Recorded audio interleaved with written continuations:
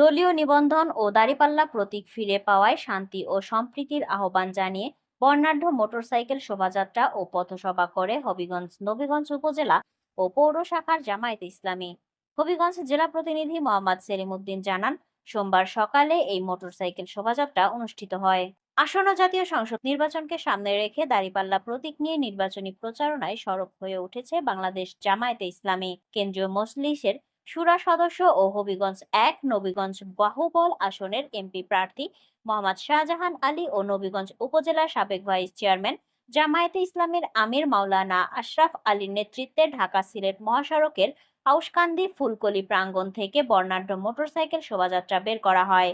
আউশকান্দি বাজার প্রদক্ষিণ করে শোভাযাত্রাটি উপজেলার কুর্শি, বাংলা বাজার, ভাঙারপুল, বাজকাসারা, সালামতপুর বাস টার্মিনাল হয়ে নবীগঞ্জ বাজার প্রদক্ষিণ শেষে শেরপুর রোডস্থ বাংলা টাউনের সামনে পথসভায় মিলিত হয়। এতে প্রায় ৫.৫ শতাধিক মোটর সাইকেলে নেতাকর্মী ও সমর্থকদের নিয়ে এই শোডাউন অনুষ্ঠিত হয়।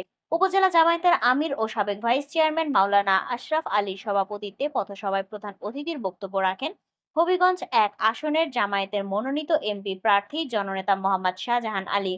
উপজেলা জামায়াতের আমির ও সাবেক ভাইস চেয়ারম্যান মাওলানা আশরাফ আলীর সভাপতিত্বে পথসভায় প্রধান অতিথির বক্তব্য রাখেন হবিগঞ্জ ১ আসনের জামায়াতের মনোনীত এমপি প্রার্থী জননেতা মোহাম্মদ শাহজাহান আলী। নবীনগর বাজারে পথসভায় এমপি প্রার্থী শাহজাহান আলী বলেন, দলীয় নেতাকর্মীদের উজ্জীবিত করা এবং নির্বাচনী প্রচারণার অংশ হিসেবে এই শোডাউন বের করা হয়েছে। দেশে শান্তি প্রতিষ্ঠায় এবং ইসলামী শাসন ব্যবস্থা চালু করতে বাংলাদেশ জামায়াতে ইসলামীর কোনো বিকল্প নেই।